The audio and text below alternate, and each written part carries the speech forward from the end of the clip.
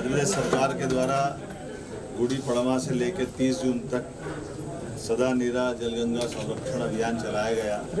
इसके आधार पर हमारे सभी 260 से ज़्यादा नदियाँ मध्य प्रदेश से अलग अलग प्रकार से अपने उद्गम से प्रारंभ करके अपनी यात्रा प्रारंभ करती है। ये धरोहर है मध्य प्रदेश की, इससे हमारे वन आच्छादित रहते हैं। प्रकृति का जो आनंद है परमात्मा की दया है, इसलिए हमने अपने नदी, तालाब, पोखर, सभी जल के उद्गम, नदियों के उद्गम, इन सब पर काम करना प्रारंभ किया है।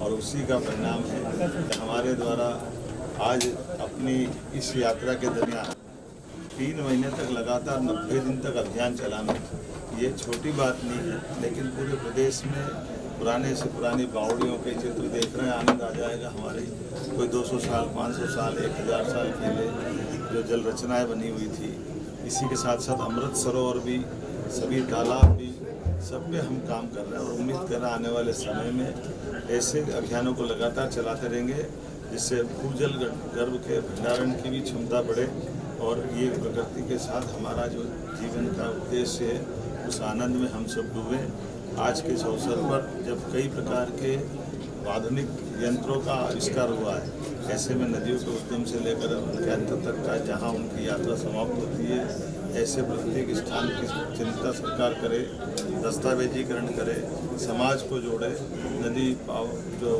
खास करके हमारे अपने प्राचीन जल स्रोत को कायम रखे।